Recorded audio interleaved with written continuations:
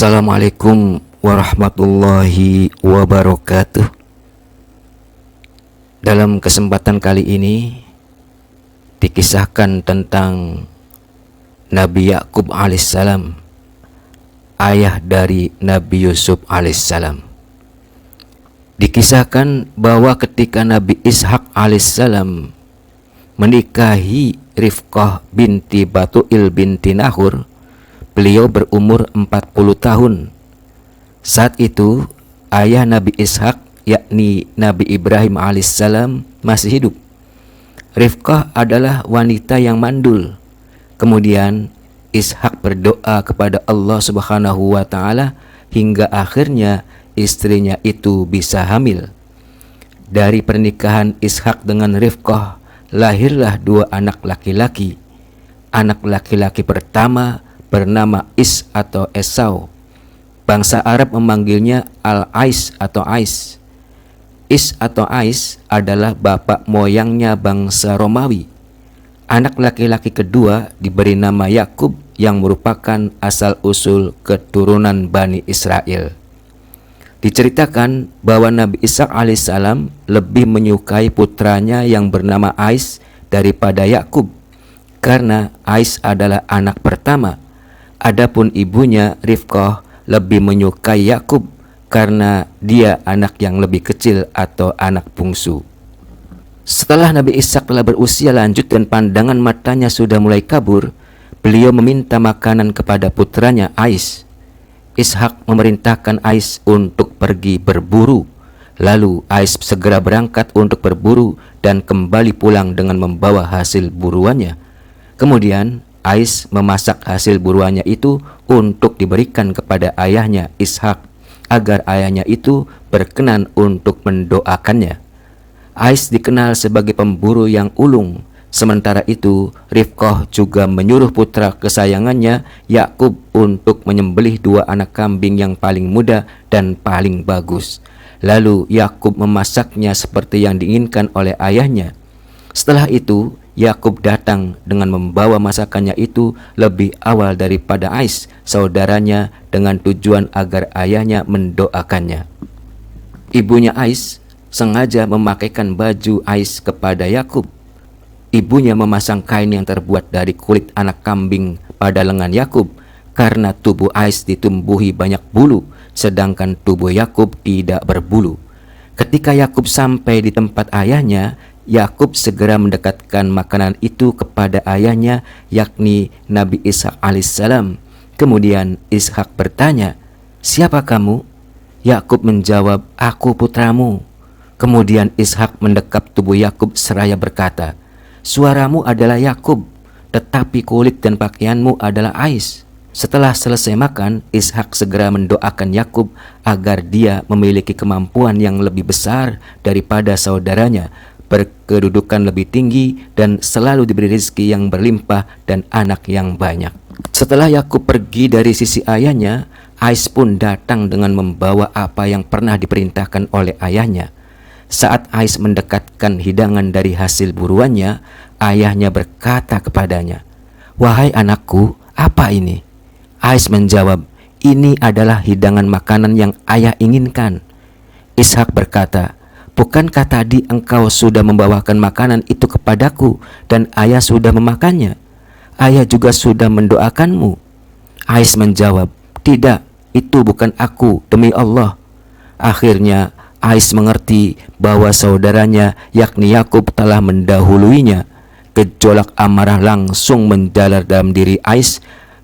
Ia sangat marah kepada Yakub hingga Ais bersumpah akan membunuh Yakub jika kedua orang tuanya sudah tiada.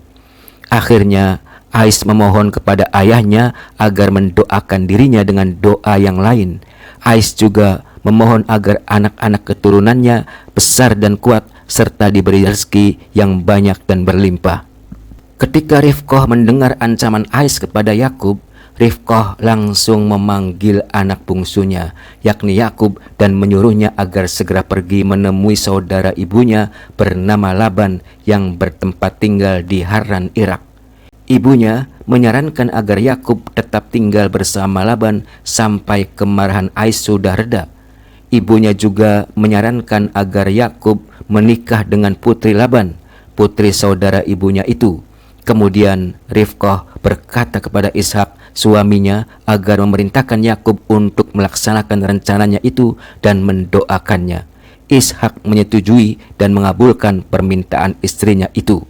Akhirnya, pada hari itu juga Yakub pergi meninggalkan rumah orang tuanya, hingga pada sore harinya dia sampai di suatu tempat dan tidur di sana. Yakub mengambil sebuah batu dan meletakkannya di bawah kepalanya sebagai bantal, lalu ia tertidur. Dalam tidurnya, Yakub bermimpi melihat sejenis tangga yang menjulur dari langit ke bumi. Yakub menyaksikan para malaikat sedang menaiki dan menuruni tangga tersebut. Kemudian Allah Subhanahu wa Ta'ala berbicara kepada Yakub, sesungguhnya Aku akan memberkahi dirimu dan memperbanyak anak-anak keturunanmu. Aku juga menjadikan bumi ini untukmu dan untuk anak-anak keturunanmu yang hidup setelah kamu. Ketika Yakub terbangun dari tidurnya, beliau merasa gembira dengan mimpi yang baru saja dialaminya. Saking gembiranya, Yakub bernazar kepada Allah, jika Yakub pulang kepada keluarganya dalam keadaan selamat, maka beliau akan membangun suatu tempat untuk menyembah Allah Azza wa Jalla. Yakub juga bernazar bahwa semua rizki yang diterimanya, maka 1/10 adalah untuk Allah. Kemudian Yakub mendekati sebuah batu dan menandainya dengan olesan minyak agar dapat dikenali. Yakub menamai tempat itu dengan nama Bait Allah. Di kemudian hari, tempat itu disebut Baitul Maqdis yang dibangun oleh Yakub dan masih ada hingga sekarang. Ketika Yakub sampai di tempat kediaman Laban di Haran, Yakub akhirnya mengetahui kalau ternyata pamannya itu mempunyai 2 anak gadis. Gadis tertua bernama Lia dan yang termuda bernama Rahil. Konon, paras wajah Rahil lebih cantik daripada Lia. Lalu Yakub memutuskan untuk menikahi Rahil. Pamannya menyetujui pilihan Yakub, tetapi dengan satu syarat, dia harus menggembalakan kambing pamannya itu selama 7 tahun. Waktu terus berlalu. Yakub masih bersama Laban, pamannya di Haran, Irak. Yakub membuat makanan dan mengumpulkan orang-orang untuk makan bersama. Pada suatu malam, Yakub didatangi oleh Lia, putri pamannya yang tertua. Pandangan kedua mata Lia sangat lemah dan wajahnya kurang menyenangkan untuk dipandang. Ketika bangun pagi, Yakub mendapati bahwa wanita yang bersamanya adalah Lia. Oleh sebab itu, Yakub berkata kepada pamannya, "Engkau telah menipuku. Bukankah engkau telah memberikan Rahil untuk aku nikahi?" Pamannya menjawab, "Bukan kebiasaan kami untuk menikahkan anak perempuan yang lebih muda sebelum kakaknya menikah. Oleh sebab itu, jika engkau mencintai adiknya Lia, yakni Rahil, maka bekerjalah untukku 7 tahun lagi. Nanti aku akan menikahkanmu dengan Rahil." Yakub menyetujui persyaratan yang dikemukakan oleh pamannya itu. Lalu beliau bekerja untuk pamannya selama 7 tahun lagi.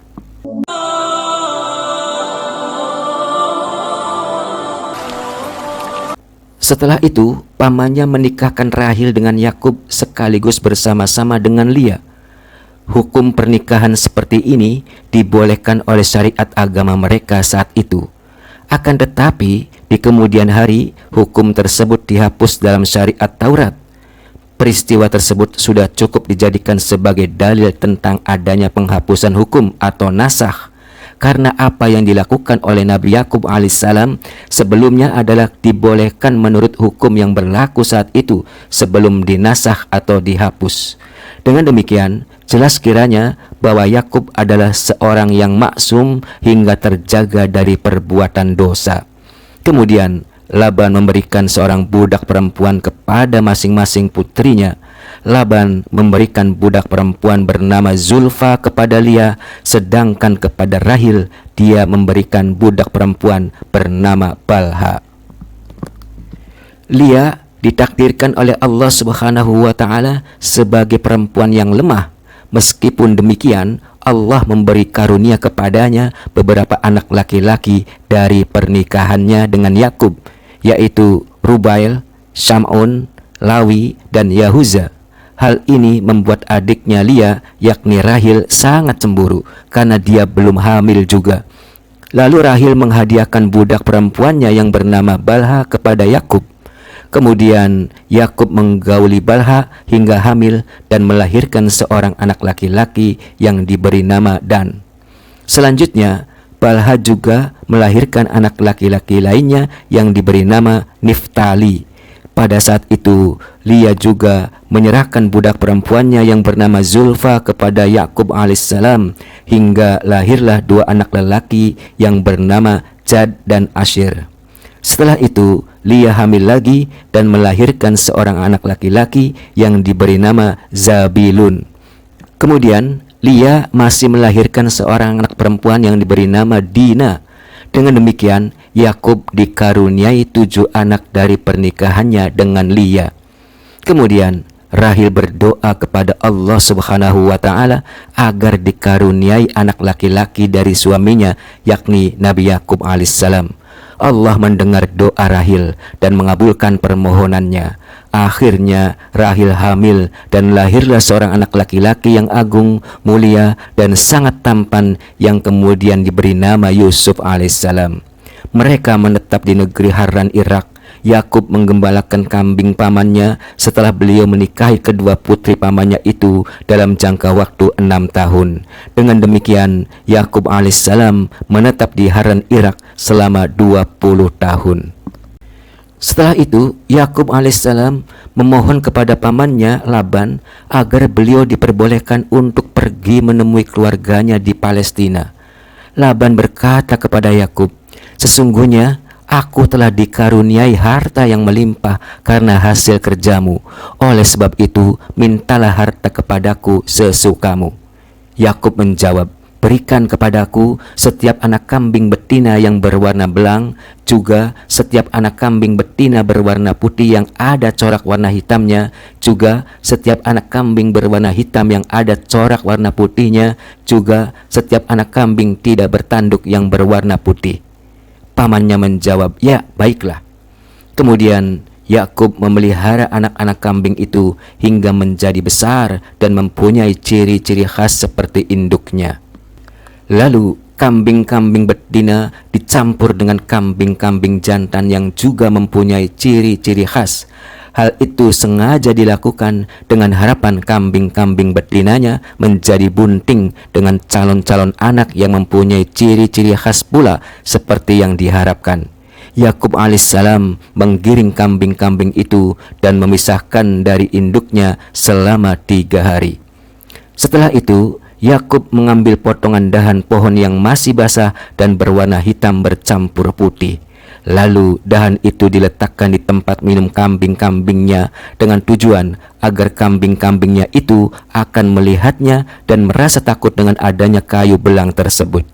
Dengan demikian, janin anak yang berada di dalam perut kambing-kambing menjadi bergerak-gerak. Kemudian corak janin anak-anak kambing itu berwarna seperti warna dahan kayu itu.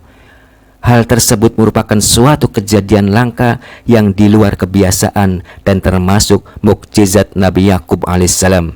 Hingga akhirnya Yakub mempunyai kambing dan hewan-hewan piaraan lainnya yang sangat banyak.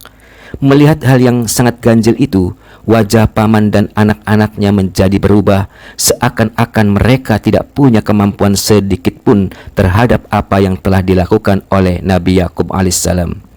Kemudian Allah Subhanahu wa Ta'ala menurunkan wahyu kepada Nabi Yakub alaihissalam agar beliau pulang kembali ke negeri ayahnya dan kaumnya. Allah berjanji akan mengumpulkan kembali Yakub bersama ayahnya, yakni Nabi Ishak alaihissalam. Setelah itu Yakub menjelaskan rencana tersebut kepada istri-istri dan anak-anaknya.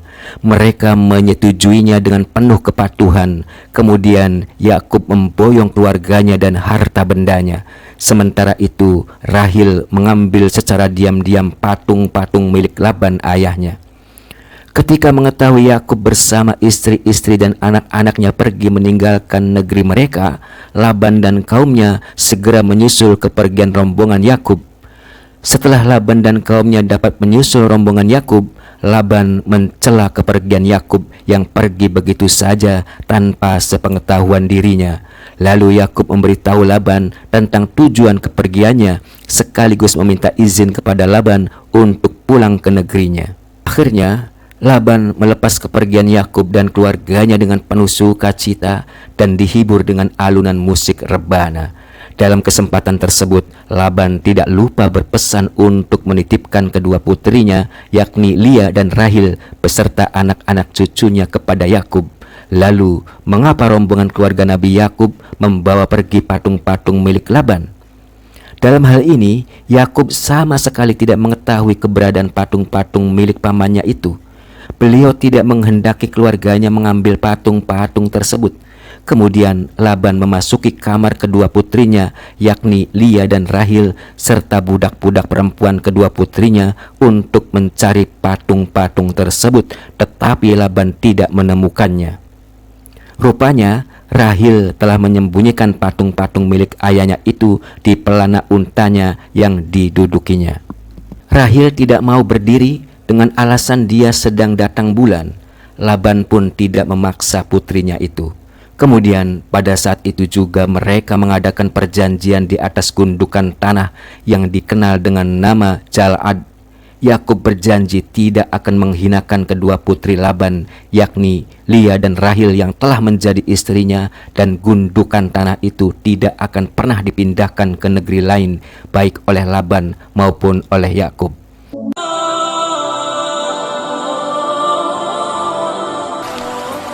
Setelah itu, kedua putri Laban memasak makanan untuk pesta perpisahan.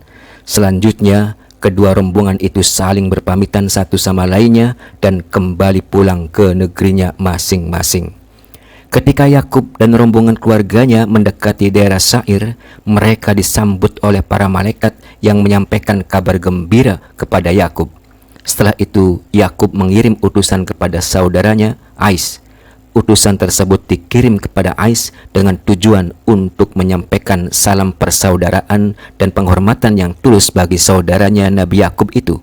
Kemudian utusan itu kembali kepada Yakub dan menyampaikan kabar kepada beliau bahwa Ais telah berangkat bersama 400 orang menuju tempat pemukiman Yakub.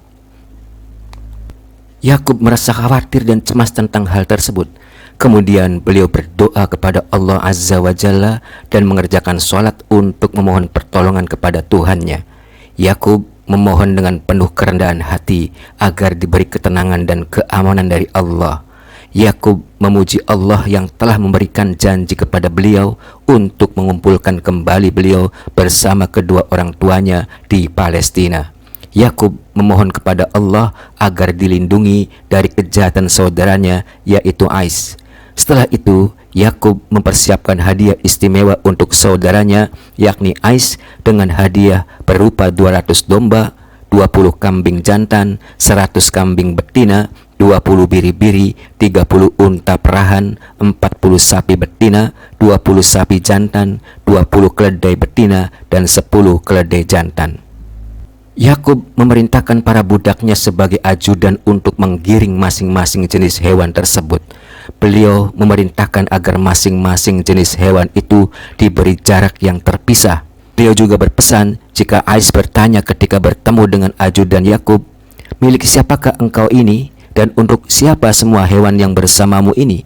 Maka ajudan yang membawa barisan hewan paling depan yang merupakan urutan pertama diperintahkan oleh Yakub untuk menjawab, "Milik hambamu Yakub." Beliau menghadiahkan semua hewan ini untuk tuanku Ais. Demikian pula ajudan berikutnya pada urutan-urutan selanjutnya. Kemudian masing-masing budak Yakub yang dijadikan ajudan itu mesti berkata kepada Ais, "Yakub akan datang menyusul setelah kedatangan kami ini." Sementara itu, pada urutan yang terakhir adalah rombongan Yakub bersama kedua istri beliau dan 2 budaknya serta 12 anaknya. Keberadaan mereka jauh di belakang para utusan itu, sejauh perjalanan 2 malam. Yakub dan rombongannya sengaja melakukan perjalanan di malam hari, sedangkan pada siang harinya beliau dan rombongannya bersembunyi. Selanjutnya, di saat fajar menyingsing pada hari kedua setelah pengiriman utusan, datanglah malaikat di hadapan Yakub dalam wujud seorang lelaki. Yakub mengira ia adalah manusia biasa. Yakub menatap tajam kepada orang itu untuk menyerang dan mengalahkannya. Akan tetapi, malaikat yang berwujud orang itu menyerang balik dengan menatap bagian paha Yakub, sehingga beliau tampak pincang kakinya. Ketika sinar matahari pagi terlihat terang, malaikat itu bertanya kepada Yakub, "Siapa namamu?" Yakub menjawab, "Yakub." Malaikat berkata, "Setelah hari ini engkau tidak boleh dipanggil kecuali dengan nama Israel." Yakub bertanya, "Siapa engkau ini sebenarnya? Dan siapa pula namamu?" Tiba-tiba malaikat itu menghilang, lenyap begitu saja meninggalkan Yakub. Akhirnya Yakub menjadi tahu bahwa ia adalah malaikat.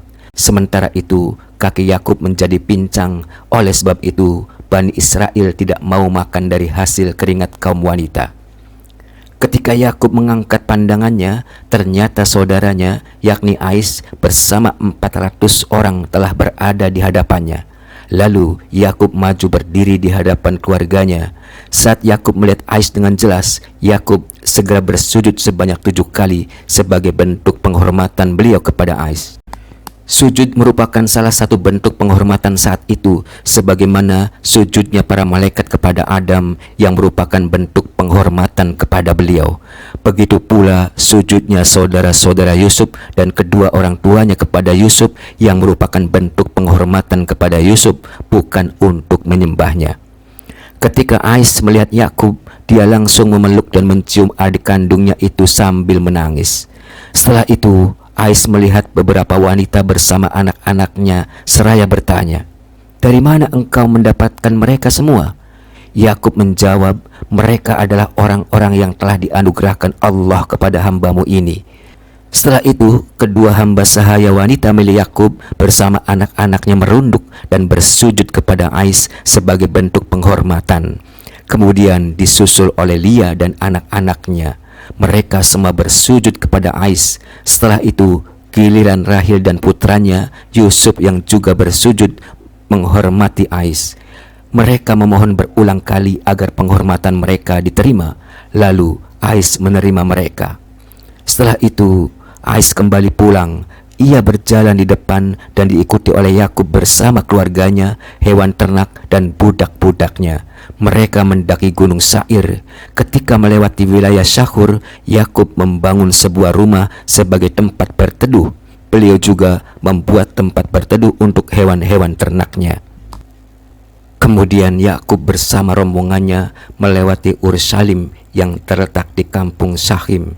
Di tempat itu Yakub dan rombongannya berhenti untuk singgah sebelum memasuki wilayah perkampungan. Di tempat itu pula Yakub membeli sebidang tanah milik Syahim bin Jamwur dengan memberikan 100 kambing betina kepada Syahim.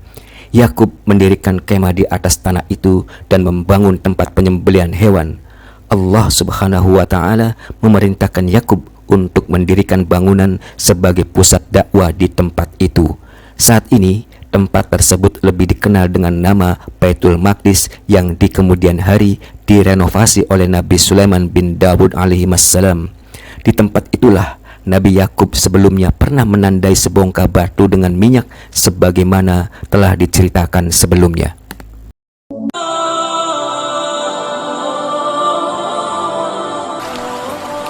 Selanjutnya dikisahkan bahwa Syahim bin Jamwur telah membawa masuk putri Nabi Yakub bernama Dina secara paksa ke dalam rumahnya. Dina adalah putri Lia, istri Nabi Yakub alaihissalam. Lalu Syahim melamar Dina kepada Yakub dan kepada saudara-saudaranya. Menghadapi hal tersebut, saudara-saudara Dina bereaksi dengan mengatakan, "Kami tidak bisa menerima kecuali kalian dikhitan terlebih dahulu, sehingga kami bisa menerima kalian dan menjalin hubungan kekeluargaan dengan cara pernikahan. Sesungguhnya kami tidak menerima hubungan kekeluargaan dengan kaum yang belum dikhitan atau belum disunat." Syahim dan kaumnya pun memenuhi permintaan saudara-saudara Dina itu. Lalu mereka semua dikhitan atau disunat. Ketika hari ketiga setelah dikhitan, Syakim dan kaumnya merasakan rasa sakit yang luar biasa dan sangat parah akibat khitan atau sunat itu. Dalam situasi seperti ini, putra-putra Nabi Yakub segera datang untuk menyerang dan membunuh Syakim dan kaumnya. Putra-putra Yakub membunuh Syakim dan ayahnya Jamwur sebagai balasan atas perbuatan jahat mereka, kekafiran mereka, dan perbuatan mereka dalam menyembah patung dan berhala.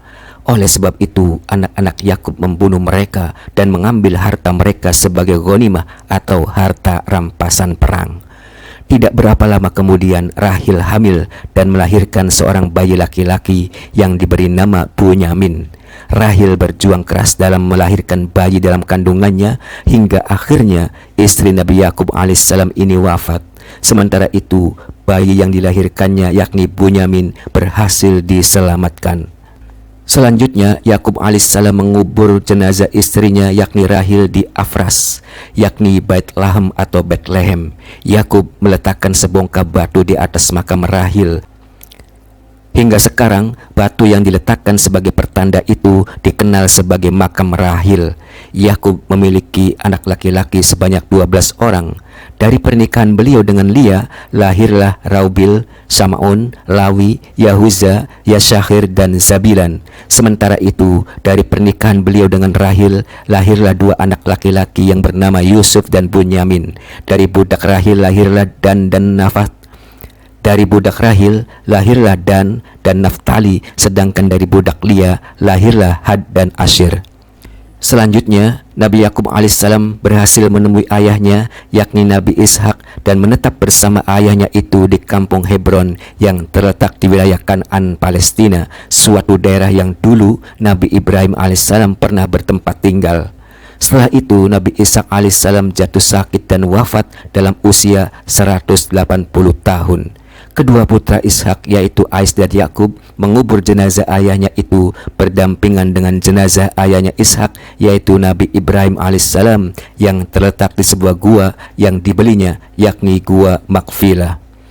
Demikianlah kisah Nabi Yakub alaihissalam. Saksikan episode berikutnya yang berkaitan dengan kisah Nabi Yusuf alaihissalam, salah satu putra dari Nabi Yakub alaihissalam yang di kemudian hari dikenal sebagai seorang nabi yang sangat bijaksana di negeri Mesir.